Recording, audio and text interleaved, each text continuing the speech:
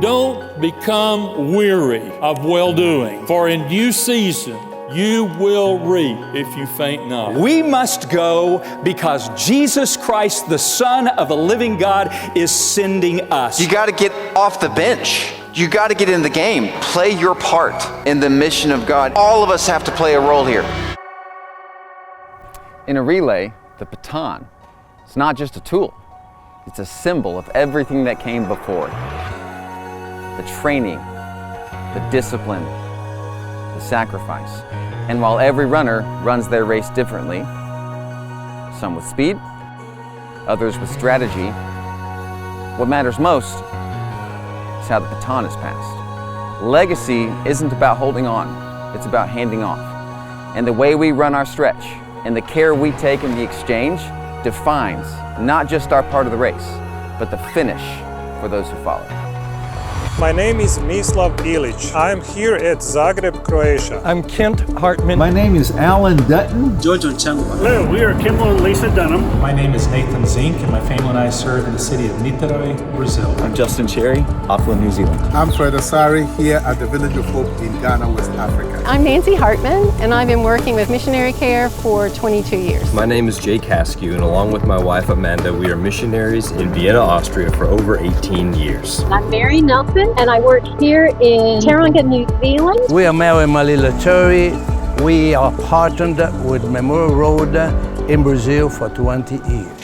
The passing of the baton as our focus in this Mission Sunday means everything to me. I think of a doctor, Samuel, and he's a part of that group that was in lockdown during COVID. And so they decided, we want to ask you, President Teal, would you give us the ability to use the sewing machines at the clinic and to use the material there to make ecological diapers, cloth diapers, of course. So after making 600 of these diapers and after the lockdown was lifted, they went to a neighborhood that did not have a church, and they started handing out all these diapers, and the people started saying, why are you doing this? This is a great blessing, but why are you doing it? You don't know us. And they said, it's Jesus. And we've used several methods of evangelism. The one that has worked the best for us here, of course, is our theology classes. There is a huge number of children who have become orphans that nobody is caring for. And then there is a huge issue of streetism, where many children end up on the streets, fending for themselves. And that is why there is a big need for institutions like children's homes to come in and help these children. I recently baptized a young woman, Sarah. She returned from the US last year and was looking for a local church community. She found us online, where we are actively reaching out for seekers. We offered her discipleship and explained what it meant. She happily accepted and began a relationship with us that has lasted almost a year now. I love being able to work with the HYM program because we are sending people who have graduated from college to go and help people who are on the mission field doing the work already. Just yesterday, a man came in is the perfect example. His name is Juan, and about 2 years ago he was widowed, and since then he's suffered a lot of illnesses, mental health issues with a lot of anxiety, a lot of depression. He came and saw one of our nurse practitioners first, took care of some of his health issues and prayed with him and suggested that he go and visit with one of our pastoral counselors, Gaspar. I guess yesterday he came in after about 5 months, and he said, I just wanted to let you know that I'm feeling so much better. Some of my illnesses have come back, but they're not as bad, and I've been able to work for the last month almost every day. And he said, I really thought about that, and I was baptized last month, and he says, I can already tell a difference, and I'm feeling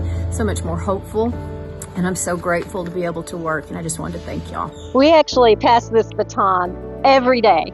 Actually 24/7 through the website, Mission Bible Class. And we pass this on to teachers so that they can share the Word of God with the children in their life. Using Tumaini Prison Ministry, these men have gone to prisons in Kenya, almost all the prisons, preaching Christ to the prisoners. And they've been able to convert dozens and hundreds and thousands of men and women, giving them hope, giving them a future. through communicating Christ. As we've been here, we have found one of the best ways to see the gospel at work in New Zealand is just to be the hands and feet of Jesus everywhere we go. One of the people that come to my mind is a guy named William. We met him when he was about 14 years old in high school and was dealing with a lot of different issues in his life. Was in gangs, in lots of trouble at school, began to study the Bible with him, and as we did, he gave his life to Jesus and was baptized. Many years later, he's moved off to Australia, he's got a family, and he's partnered in a roofing company, doing great for himself and in a great community surrounded by great people, loving the Lord. This year is the highest percentage of members that we've ever had being involved in those ministries, and so really encouraged to see how they're catching that vision and receiving that baton and taking that on. Coming back from the mission field after 18 years with 3 teenagers, ourselves, we realized there are some challenges for missionary families that we were unprepared for, and other families are as well. So we began to realize there are resources and help for these families as they come back, and we wanted to put those in the hands of the people who need them. This young man, he came to church camp, started worshiping with us, was baptized earlier this year, now has his asylum. He's originally from Iran. And he's just so engaged in this next project that we have going on, that is moving from a house church model to a more brick and mortar type situation. And actually he is in charge because he loves that house church feel. And I told him, and he asked me, how are we going to keep this feel when we have this location? I said, I don't know, but it's your job to make sure it stays just like it is, this house church feel, this culture that we have. And he said, okay. I think we all need to pass the baton because we all have something to leave behind after we go. We are people who have the Word of God also to pass it on until Jesus comes back. It's everybody's privilege to be able to pass the baton. In the church, passing the baton isn't about stepping aside. It's about lifting others up to carry the mission forward. Just as in a relay, we honor those who came before by running our leg with purpose and preparing the next generation to take hold with confidence and clarity.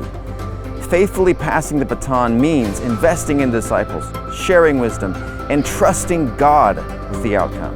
Because the race we run is not for our glory, but for His, generation to generation.